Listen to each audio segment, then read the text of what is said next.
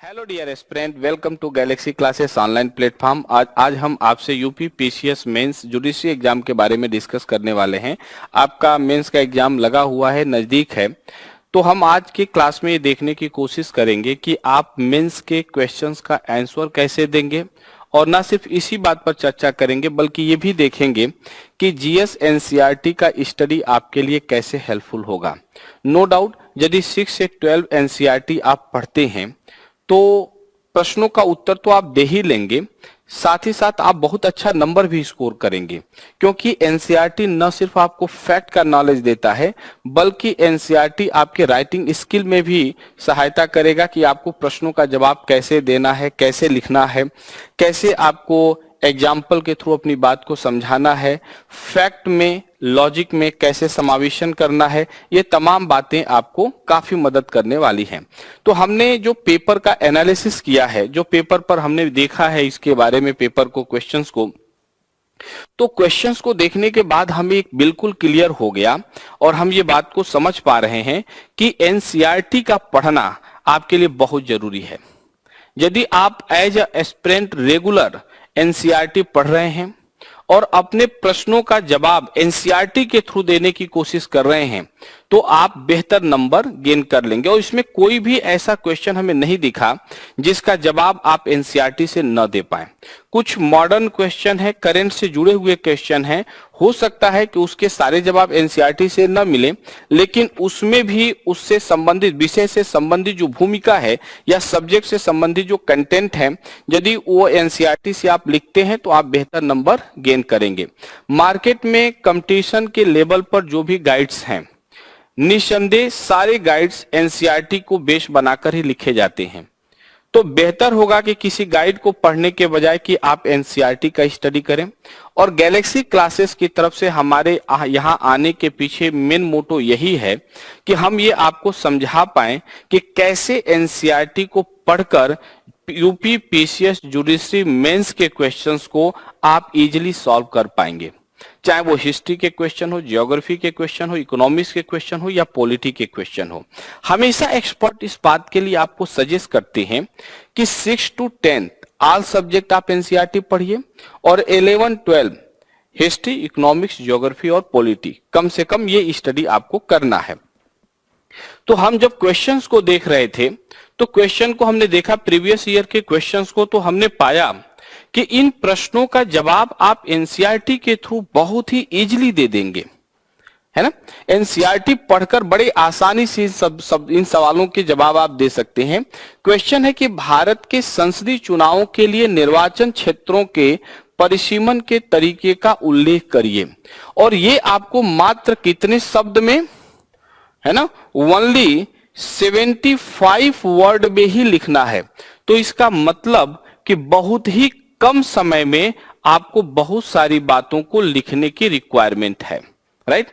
तो क्वेश्चन को समझना है कि कैसे भारत के संसदीय चुनावों में, क्या है, पार्लियामेंट्री इलेक्शन में के लिए निर्वाचन क्षेत्रों के परिसीमन के तरीकों का उल्लेख करिए। क्या करिए? निर्वाचन क्षेत्रों के परिसीमन। तो इसमें आपकी सबसे इंपॉर्टेंट जो बात है वो ये है कि इसमें डिलिमिटेशन कमीशन की भूमिका आप नजरअंदाज नहीं कर पाएंगे। जब यहां पर देखेंगे तो आप पाएंगे कि हमेशा जो है जनगणना के बाद डिलिमिटेशन कमीशन के गठन की बात की गई है, लेकिन कभी कभी गठन होता है, कभी नहीं भी होता है। अभी तक 4 बार डिलिमिटेशन कमीशन का गठन हुआ, वो भी मेंशन कर सकते हैं आप। 2 बार डिलिमिटेशन कमीशन का गठन नहीं हुआ है, वो भी मेंशन कर सकते हैं। लेकिन आप ये बताएंगे कि कैसे जनगणना, प्रत्येक जनगणना के बाद डिलिमिटेशन कमीशन का इस्टेब्लिशमेंट होता है, क्या, परिसीमन आयोग का गठन होता है, राइट। परिसीमन आयोग का जो मेन कार्य है, फंक्शन है, वो क्या है कि जनसंख्या के अनुपात में सीटों का निर्धारण करना, एसटी एससी के लिए रिजर्वेशन तय करना, ये सारी बातें यहां पर आप क्या करेंगे, लिखेंगे। तो यहां पर आपको यहां पर ज्यादा चीजें नहीं डिस्कस करनी है, बस ये आपको दिखाना है कि डिलिमिटेशन कमीशन कैसे जो है निर्वाचन क्षेत्रों का निर्धारण करता है, एसटी एससी के लिए सीटों का निर्धारण करता है ना। दूसरी चीज, ये भी हम देखने की कोशिश करेंगे। यहाँ पर एक बात क्वेश्चन में ये भी मेंशन करिएगा कि डिलिमिटेशन कमीशन का जो रिपोर्ट होता है उस रिपोर्ट को न्यायालय में चैलेंज नहीं किया जा सकता है, और delimitation commission as a independent body के रूप में कार्य करता है, वो किसी के प्रेशर में कार्य नहीं करता है। तो ये सारी बातें आप लिखेंगे। उसके बाद लिख दीजिएगा कि अभी तक कहां कितनी बार डिलिमिटेशन कमीशन का गठन हुआ है, कब कब डिलिमिटेशन कमीशन का गठन नहीं हुआ है। और चूंकि जम्मू कश्मीर का एक मामला नजदीक है ना, 370 में वहां अमेंडमेंट किया गया है, तो जम्मू कश्मीर से संबंधित कोई मसला होगा, कोई बात होगी करंट में, तो आप उसको ऐड कर सकते हैं। तो ये आपके क्वेश्चंस को लिखने का तरीका होगा, ये जवाब देने का आपको तरीका होगा, और ऐसे आप जवाब देते हैं तो निसंदेह आप बेहतर स्कोर करेंगे। दूसरा क्वेश्चन हमारे पास है कि भारत के राष्ट्रपति किसी खास विधेयक पर उच्चतम न्यायालय के विचारों को किन तरीकों से प्राप्त कर सकते हैं, राइट। तो देखिए, चूंकि जवाब हमें ज्यादा शब्द में नहीं देने हैं, हमें केवल 75 वर्ड में ही आपको अपनी बात को कहनी है, राइट। और 75 वर्ड जो है बहुत बड़ा नहीं होता है, एक लाइन में आपको 7, 8, 9 वर्ड आ जाते हैं, तो आपको लगता है कि 8-10 लाइन में ही अपनी बात को कंप्लीट करनी है, राइट। हमारे कहने का मतलब है कि आपको आधे पेज से कम में भी ही अपनी बात को रखनी है। 75, अच्छा, इसमें जब 75 वर्ड कह रहा है ना, तो आपका फोकस ये होना चाहिए कि आप 70 से 80 के बीच में, कोई जरूरी नहीं कि आप 75 वर्ड गिन कर लिखेंगे, 70 से 80 वर्ड में आप अपनी बात कहेंगे। हाँ, ये ध्यान देना है 80, 82, 83 हो जाए, 85 से अधिक न जाए, है ना। नहीं तो पता चला 90, 100 शब्द में यदि आप अधिक शब्दों में अपनी बात कहते हैं तो ये भी आपकी वीकनेस है।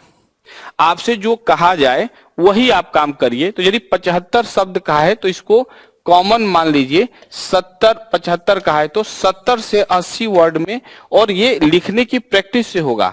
आपको मालूम होना चाहिए कि एक लाइन में कितने वर्ड आते हैं, है ना, कितना शब्द आप लिख पा रहे हैं, और उसी तरीके से आप लिखिए। कम से कम शब्द में अधिक से अधिक आपको बात करनी है। तो सबसे पहली बात, जैसे मान लीजिए इस क्वेश्चन का उत्तर दे रहे हैं, तो इस प्रश्न का उत्तर आपको कैसे देना है कि भारत के राष्ट्रपति किसी खास विधेयक पर, यानी कि सिंपल बात है कि वह राष्ट्रपति के कार्य और फंक्शंस के बारे में पूछ रहा है, और राष्ट्रपति के ऐसे कार्य के बारे में बात कर रहा है जो सुप्रीम कोर्ट से, प्रेसिडेंट के ऐसे कार्य के बारे में बात कर रहा है जो सुप्रीम कोर्ट से संबंधित है, न्यायिक शक्तियों से संबंधित हो सकता है। तो राष्ट्रपति को परडोइंग पावर है, तो ये तो यहां पूछ नहीं रहा है परडोइंग पावर के बारे में, तो उसको जिक्र करने की आपको जरूरत नहीं है। ये कह रहा है कि देखिए, राष्ट्रपति के पास 111 के तहत ये अधिकार है कि वो किसी विधेयक को, बिल को एक्सेप्ट करे, किसी बिल को रिजेक्ट कर दे, है ना, या उसे पुनर्विचार के लिए लौटा दे। इसे हम प्रेसिडेंट का वीटो पावर कहते हैं। क्या कहते हैं? That is called the veto power of president, right. तो वीटो पावर का प्रयोग या तो करेगा यदि लगे कि कोई बिल राष्ट्रपति के पास गया है और उस पर बहुत ही टेक्निकल मैटर आ रहा है, तो प्रेसिडेंट न्यायालय से उस पर सलाह मांग सकता है। तो यहां जो आपको जिक्र करना है वो आर्टिकल 143 को जिक्र करना है। आर्टिकल 143 के तहत राष्ट्रपति को जो अधिकार प्राप्त हैं उस अधिकार के बारे में बात करना है कि किसी भी मसले पर, किसी विधेयक पर राष्ट्रपति चाहे तो आर्टिकल 143 के तहत सुप्रीम कोर्ट से सलाह मांग सकता है। लेकिन यहां पर यह भी मेंशन करना है कि राष्ट्रपति उस सलाह को मानने के लिए बाध्य नहीं है। हाँ, एक बात जरूर है कि यदि जुडिशरी का आप क्वेश्चन लिख रहे हैं और स्पेशली आप कॉन्स्टिट्यूशन से रिलेटेड क्वेश्चन का जवाब दे रहे हैं, हिस्ट्री हो, ज्योग्राफी हो, इकोनॉमिक्स हो, तो ये तो बात चल जाएगा, उसका तो कंटेंट ही आपको लिखना है। लेकिन यदि पॉलिटी से रिलेटेड क्वेश्चन लिख रहे हैं और उससे संबंधित कोई केस है तो उस केस को मेंशन आप जरूर करिएगा, राइट। यदि इस संबंध में कोई केस बनता है तो केस को विदाउट केस आपको लिखने की जरूरत नहीं है। तो ये देख लेंगे कि हर क्वेश्चंस पर क्या क्या केस आपको बन रहा है, क्योंकि वही चीज एग्जामिनर को अपनी तरफ अटैक करता है, राइट। तो केस का आपको स्टडी होना चाहिए। तो प्रेसिडेंट से सलाह, प्रेसिडेंट सुप्रीम कोर्ट से सलाह मांगेगा और इसमें यह भी ध्यान रखना है कि प्रेसिडेंट सलाह को मांगने के लिए बाध्य नहीं है। हाँ, सुप्रीम कोर्ट यदि चाहे तो किसी मसले पर यह भी कह सकता है कि वो सलाह नहीं देगा, तो उसके लिए उसको कारण बताना होगा, उसके लिए भी संविधान में क्या प्रावधान है वो भी आपको मेंशन करना है। जैसे राम जन्मभूमि के मामले में ये मामला आया था, तो सुप्रीम कोर्ट ने सलाह देने से मना कर दिया था। तो कई बार ऐसे विषय जब आएंगे, तो जब ये जुडिशरी का उत्तर लिखेंगे, यदि आप नॉर्मल पीसीएस का या आईएएस का क्वेश्चन का जवाब दे रहे हैं तो इतना भी लिख देंगे तो चलो ठीक है, कोई बात नहीं। लेकिन जुडिशरी का यदि जवाब दे रहे हैं तो उसमें आपको 143 के तहत जो राष्ट्रपति को अधिकार है वो मेंशन करना है। राष्ट्रपति मानने के लिए बाध्य, बाउंडेड नहीं है ना। तो president can take advice from Supreme Court और एनी बिल, है ना, ऑन एनी बिल, ये आप डिस्कस करेंगे। लेकिन यदि बाध्य नहीं है तो वो भी मेंशन करेंगे। सुप्रीम कोर्ट देने से मना यदि करता है तो उसके पीछे क्या क्या रीजंस हैं, है ना, उससे संबंधित केस क्या है। जैसे राम जन्मभूमि का मामला है तो उसको आप मेंशन करेंगे, उससे संबंधित आर्टिकल्स क्या हैं वो मेंशन करेंगे। और इतना बात में आपका 75 वर्ड क्या हो जाएगा, कंप्लीट हो जाएगा। हाँ, कई बार क्या होता है कि आपका आंसर बहुत अच्छा है, 60-65 वर्ड में ही खत्म हो गया, तो भी कोई गलत बात नहीं है, आपको नंबर वहां मिल जाता है। लेकिन ये ध्यान रखना कि बहुत ज्यादा कम भी ना हो, बहुत ज्यादा अधिक ना हो, नियर अबाउट ही आपका होना चाहिए। दूसरा क्वेश्चन है, देखेंगे, बच्चों के अधिकारों के विषय में संवैधानिक प्रावधानों का संक्षिप्त विवेचना कीजिए। राइट, किसके बारे में बात कर रहा है, बच्चों के अधिकारों के बारे में। तो यहां पर यह देखना है कि हमारे कॉन्स्टिट्यूशन में यदि हम बात करें, क्या हमारे कॉन्स्टिट्यूशन में यदि हम बात करें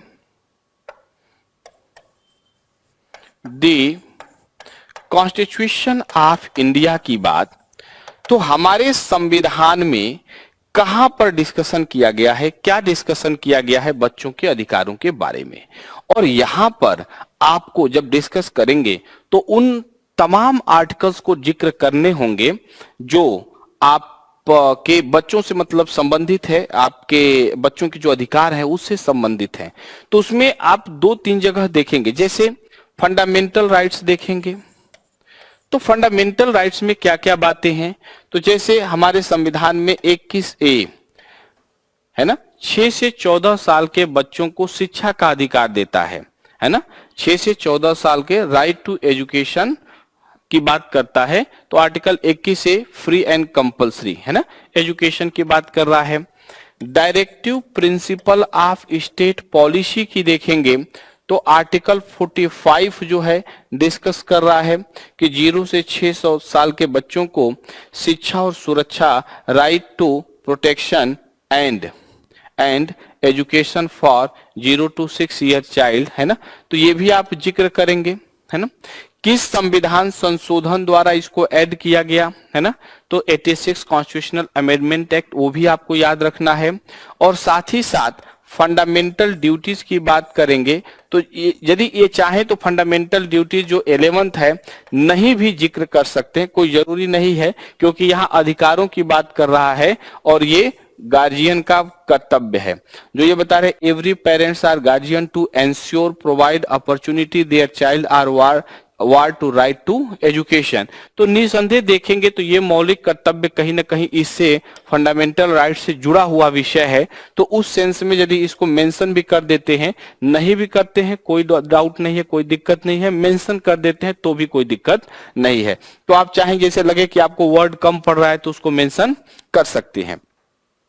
जब आप एंडिंग करेंगे क्वेश्चन को तो इसके अलावा 1-2 बातें और आप देखेंगे, जैसे हमारे संविधान में 23 और 24 आर्टिकल शोषण के विरुद्ध अधिकार है ना। मानव के देह व्यापार, आर्टिकल जो 23 है फंडामेंटल राइट्स में ही, आर्टिकल 23 जो है मानव के देह व्यापार और बलात्कार श्रम से संरक्षण का अधिकार, और 24 आर्टिकल जो है वो कह रहा है कि 14 साल से कम उम्र के बच्चों के कारखानों में नियोजन का प्रतिषेध, प्रोहिबिशन ऑफ चिल्ड्रेन, है ना, as a employ in the factory, company में, कारखानों में बच्चों के नियोजन का परिचय। तो आर्टिकल 24 तो आपको जरूर मेंशन करना है, शोषण के विरुद्ध अधिकार है। और देखेंगे कि उसमें आपको मेंशन करना होगा कि 14 साल से कम उम्र के बच्चों को चूंकि राइट टू एजुकेशन है, तो उसको आप जो है काम पर, कारखानों में नियोजन आप नहीं करा सकते। 14 से 18 साल का बच्चा है तो सिंपल काम कराएंगे, 14 से 18 साल का बच्चा है तो सिंपल काम, और 18 साल से एबव उम्र का चाइल्ड है ना, तो उसे आप हार्ड काम करा सकते हैं। ये इसके लिए प्रोविजन है। उसके संबंध में कौन कौन से अधिनियम बनाए गए हैं, वो एक्ट के बारे में भी आपको यहाँ पर मेंशन करना होगा। दो दो ही लाइन लिखेंगे, लेकिन सबके बारे में आपको वहां लिखना होगा। और सबसे लास्ट में आपको पॉक्सो एक्ट के बारे में डिस्कस करना होगा। किसके बारे में? पॉक्सो एक्ट के बारे में, कि पॉक्सो एक्ट क्या है ना। तो ये एक तरह से सेक्सुअल हरासमेंट से संबंधित एक्ट है ना, जो पोर्नोग्राफी को डिफाइन करने का कार्य करता है। बहुत ज्यादा डिटेल में नहीं जाना है। उसके अंतर्गत ये देखेंगे कि यदि 14 साल से कम उम्र का लड़का है ना, और उसके साथ यदि इस तरह का यदि कोई वीडियो दिखाता है, या उसके पार्ट को टच करने की कोशिश करता है, या उसको कहीं भी सेक्सुअल हरासमेंट करता है, तो उसको हम लोग एक तरह से रेप के ही या बलात्कार के ही श्रेणी में रखेंगे। और ये बहुत कठोर कानून है। इसमें देखा जाए तो यदि 14 साल से कम उम्र का बच्चा है और यदि कोई दोषी पाया जाता है, तो उसे मृत्यु दंड या आजीवन कारावास तक की सजा का प्रावधान है। और यदि देखा जाए कि 14 साल या उससे थोड़ा अधिक उम्र का बच्चा है ना, 18 साल से मान लीजिए कम है, तो उस मामले में 10 से 20 साल तक का सजा हो सकता है ना। तो उसमें जो पनिशमेंट के प्रोविजन है, चूंकि आप जुडिशरी के स्टूडेंट्स हैं, तो पनिशमेंट के प्रोविजन को भी यहाँ पर मेंशन करना होगा। तो जब यहाँ पर बच्चों के अधिकारों की व्याख्या करेंगे, तो article 21, article 24, article 45 directive principle में है ना, और उसके बाद आपको पॉक्सो एक्ट और आर्टिकल 24 के अंतर्गत जो है कारखानों के संबंध में जो एक्ट है, उससे संबंधित बातें भी आप लिखेंगे। इतनी बात लिखेंगे आपको बेहतर। लेकिन एक बात यहाँ पर जरूर हम मेंशन करेंगे, लेकिन यदि एनसीईआरटी आप पढ़े होंगे है ना, तो बहुत सारी चीजें यहाँ पर आपको क्या होंगी, प्राप्त होंगे ही होंगी, क्योंकि एनसीईआरटी में भी बच्चों के अधिकारों को लेकर बहुत सारी बातें की गई हैं, चाहे वो इक्वालिटी के संदर्भ में हो है ना, एजुकेशन के संदर्भ में हो। ये तमाम बातें वहां पर एनसीईआरटी ऑलरेडी आपसे डिस्कस करता है। दूसरी बात देखिए, प्रीवियस ईयर के यहाँ भी कुछ क्वेश्चंस हैं, और इसमें जो शब्द सीमा है, लिमिटेशन ऑफ वर्ड है, जो लिखेंगे आप 4 से 5 लाइन में ही अपनी आपको बात लिखनी है। अधिक से अधिक 6 लाइन में आपको अपनी बात रखनी है, यानी करीब करीब 50 वर्ड में आपको अपनी बात। देखिए एक लाइन में कितने शब्द हैं, 1 2 3 4 5 6 7 8 9 10 के आसपास शब्द हैं। तो 9 से 10 शब्द है, तो 5 से 6 लाइन आपको लिखना है, अधिक से अधिक 5 से 6 लाइन, क्योंकि वहां बैठकर कोई काउंट नहीं करता है, वो लोग देख ले से 5-6 लाइन में हो गया 50 वर्ड, राइट। तो एक क्रिएटिव राइटिंग की अंतर्गत सबसे बड़ी बात देखिए ये भी है, कई बार होता क्या है कि हम प्रश्नों का जवाब तो देते हैं, लेकिन हम नंबर स्कोर नहीं कर पाते। ऐसा क्यों होता है? क्योंकि एग्जाम के जो आपसे एक्सपेक्टेशन है, उस पर आपको खरा उतरना है। तो आपकी राइटिंग में 2-3 बातें, जैसे उसने कहा 50 वर्ड में, तो आपको 45 से 55 वर्ड में अपनी बात रखनी है। 45 से 55 वर्ड का मतलब कितना हुआ लाइन, 10-5 50, 5 से 6 लाइन में आपको अपनी बात लिखनी है। तो पहली बात तो ये हो, क्योंकि यदि आप अपनी बात 100 शब्द में लिख रहे हैं और 50 शब्द में आपसे एक्सपेक्ट किया गया, तो भी आपको नंबर नहीं मिलना है। तो आपकी राइटिंग उतने ही वर्ड में आप अपनी बात को मेंशन करिए जितनी बात वो आपसे पूछ रहा है। दूसरी चीज कि आपके राइटिंग में फैक्ट्स होने चाहिए। क्यों? क्योंकि आयोग कमीशन ये आपसे एक्सपेक्ट करता है कि आप जो लिखेंगे वो साइंटिफिक लिखेंगे, क्रिएटिव राइटिंग करेंगे। तो आपकी लेखनी मौलिक होनी चाहिए, आपकी लेखनी वैज्ञानिक होनी चाहिए, फैक्ट का समावेशन होना चाहिए, लेखन जो शैली है वो क्रिएटिव होना चाहिए, और सुंदर लिखेंगे, स्पष्ट लिखेंगे, जो आपको अट्रैक्ट करे एग्जामिनर को अपनी तरफ। यदि कोई इंपॉर्टेंट पॉइंट है तो उसको हाइलाइटर से आप हाईलाइट भी कर सकते हैं। हाइलाइटर नहीं ले जाएंगे, हम तो ये कहते हैं कि आयोग में आप बहुत ज्यादा पेपर को पेन को मेंशन ना करिए, आप एक ही पेन से लिखिए। हो सकता है ब्लैक पेन जनरली यूज कर सकते हैं, आप नहीं भी करते हैं तो कोई बात नहीं है, आप उसी पेन से अंडरलाइन कर दिया करिए। तो जो ब्लू और ब्लैक वैसे जनरली आप यूज करेंगे, बेहतर माना जाता है। हाइलाइटर से उसको हाइलाइटर नहीं करना है आपको, वो जो पेन है उसी पेन से आप क्या करिए, उसको अंडरलाइन कर दीजिए कि इस पर आप ध्यान आकर्षण करना चाहते हैं। जो हाइलाइटिंग पॉइंट है उस पर अपने आप चीजें अट्रैक्ट हो जाएंगी। अब देखिए इसमें क्या है, सन्निहित मूल कर्तव्यों की विवेचना कीजिए। अब देखिए, और शब्द आपके कितने हैं, 50। 5 ही मौलिक कर्तव्य लिखेंगे, 50 वर्ड पूरा हो जाएगा, है ना। 5 ही मूल कर्तव्य लिखेंगे, आपको क्या हो जाएगा। तो मौलिक कर्तव्यों की जो विवेचना करनी है, अब इसमें लिखना क्या है, मूल कर्तव्य भारतीय संविधान में। तो देखो सबसे पहली बात तो कहा इसने कि भारतीय संविधान में, तो इन्होंने जो कह रहे हैं सबसे पहली चीज, भारतीय संविधान में, तो भारतीय संविधान में मौलिक कर्तव्य कहां है। सबसे पहले तो आपको इसके कॉन्स्टिट्यूशनल प्रोविजन के बारे में बात करना है। किसके बारे में बात करना है, discuss about the constitutional provision of this. मौलिक कर्तव्य कहां है, तो भारत के संविधान में मान लीजिए भाग 4A आर्टिकल 51A, ये आपको मेंशन तो करना पड़ेगा कि भारत के संविधान में यहां इससे संबंधित कमेटी एक बैठी थी, उस कमेटी का क्या नाम था, स्वर्ण सिंह समिति। तो सरदार स्वर्ण सिंह समिति ने कितने सुझाव दिए, कौन से संविधान संशोधन के द्वारा, तो 42nd कॉन्स्टिट्यूशनल अमेंडमेंट के द्वारा। प्रारंभ में कितने मौलिक कर्तव्य, तो 10 मौलिक कर्तव्य, है ना। बाद में एक मेंशन और हो गया, तो अब कितने हो गए, 11 हो गए। 11वां मौलिक कर्तव्य लास्ट में जोड़ा गया, है ना, 86वें संविधान की संशोधन के द्वारा। तो उसमें 6 से 14 साल, every parents or guardian to ensure provide opportunity their child or ward to right to education की बात करता है। तो वहां पर आप क्या करेंगे, 11वें मौलिक कर्तव्य को थोड़ा सा डिटेल में लिख देंगे। अब जो लिखना है मौलिक कर्तव्य, उसमें आप दिखाएंगे कि हमें राष्ट्रगान, राष्ट्रध्वज को सम्मान करने की बात की गई है, हमारे कल्चर को प्रोटेक्ट करने की बात की गई है, वैज्ञानिकता को अपनाने की बात की गई है, देश की रक्षा करने की बात की गई है, स्वतंत्रता आंदोलन के आदर्शों को अपनाने की बात की गई है, पर्यावरण को संरक्षण की बात की गई है। तो ये बात को आप 2-3 लाइन में इसको लिखेंगे कि ये मुख्य बातें हमारे मौलिक कर्तव्य में है, 11 जिसमें ये प्रमुख है ना। उसको पूरा डिटेल में उसको मौलिक कर्तव्य नहीं लिखना है, मेन जो बातें हैं 1-2 लाइन में उसको लिख देना कि ये मौलिक कर्तव्य जैसे ये कहा गया है। अब ये बात मेंशन करने के बाद आपको ये देखना है कि मौलिक कर्तव्य न्यायालय में प्रवर्तनीय है या नहीं है ना। तो उसमें एक लाइन आप मेंशन करेंगे कि मौलिक कर्तव्य जो है न्यायालय में प्रवर्तनीय नहीं है, किंतु संसद चाहे तो विधि बनाकर उसको लागू करा सकती है ना, और उसके लिए दंड का प्रावधान कर सकती है ना। तो उसके लिए यदि कोई विधि बनाया गया है, जैसे कोई राष्ट्रध्वज का अपमान करता है तो उसके लिए बनाया गया है, तो उस तरह से बातों को लिख देंगे तो बड़े आराम से 50 वर्ड में ये बात भी हो जाएगी और बहुत अच्छा से आपको नंबर भी मिल जाएगा, है ना। तो ये आपको दिखाना है। दूसरी वजह से राजनीतिक पार्टियों के पंजीकरण के लिए नवीनतम परिवर्धित क्या है, जैसे कोई पॉलिटिकल पार्टीज है तो उसमें देखेंगे तो निर्वाचन आयोग की भूमिका है, राइट। तो कोई राजनीतिक दल के लिए कैसे पंजीकरण करा सकता है, उसके लिए क्या क्या बातें हैं, है ना। तो ये आपको, तो ये कोई बड़ा क्वेश्चन तो है नहीं, नॉर्मली आप 50 शब्द में इसको जवाब दे देंगे।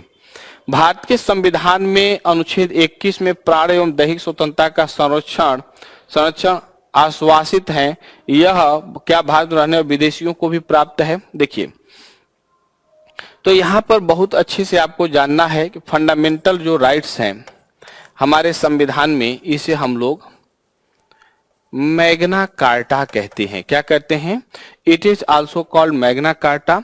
और हमारे संविधान में भाग 3 में आर्टिकल 12 से 35 तक दिया गया है ना। तो एक इसमें बस सिर्फ ये लिख सकते, पहले स्टार्टिंग जब करेंगे तो उसमें आप मेंशन जरूर करिएगा कि हमारे संविधान के भाग 3 में 12 से 35 तक मौलिक अधिकारों की बात की गई है। मौलिक अधिकार क्या है, एक लाइन में उसको लिख सकते हैं कि मौलिक अधिकार लोगों के भौतिक, जैसे आर्थिक, सामाजिक, राजनीतिक, नैतिक, आध्यात्मिक, धार्मिक विकास के लिए आवश्यक है। मौलिक अधिकारों के अंतर्गत हमारे संविधान में भाग 21 के अंतर्गत जीवन जीने का अधिकार दिया गया है। और जब हम जीवन जीने के अधिकार की बात करते हैं, है ना, तो सिर्फ जीना ही नहीं है, इसके अंतर्गत गरिमा और सम्मान के साथ जीना है। क्या है? गरिमा और सम्मान। और इसमें चाहेंगे तो आप मेनका गांधी वर्सेस, है ना, यूनियन ऑफ इंडिया केस का जरूर जिक्र करिएगा, जिसमें माननीय सुप्रीम कोर्ट ने कहा कि जीने का अधिकार सिर्फ जीना नहीं है, गरिमा और सम्मान के साथ जीना है। फिर इसी के अंतर्गत राइट टू प्राइवेसी भी आता है, उसी लाइन में आप जोड़ेंगे राइट टू प्राइवेसी को। हम क्या कर, जीने के अधिकार के अंतर्गत निजता का भी अधिकार समाविष्ट किया गया है, राइट। और यह अधिकार भारतीयों के साथ साथ विदेशियों को भी प्राप्त है, क्योंकि हम किसी से उसके जीने का अधिकार नहीं छीन सकते, राइट। अब इसके अलावा और भी कौन कौन से अधिकार विदेशियों को प्राप्त है, तो यदि आपको लगता है कि आपको पूरा नहीं हुआ और आपको एक लाइन और लिखना चाहिए, तो लिख सकते हैं कि जीने के अधिकार आर्टिकल 21 के अलावा ये निम्न अधिकार जो है विदेशियों को, भारतीयों के साथ साथ विदेशियों को भी, उसमें ये मेंशन करिएगा कि भारतीयों के साथ साथ विदेशियों को प्राप्त है ना, नहीं तो लोग लगेगा कि यह अधिकार विदेशियों को प्राप्त है ना, ये ध्यान रखेंगे।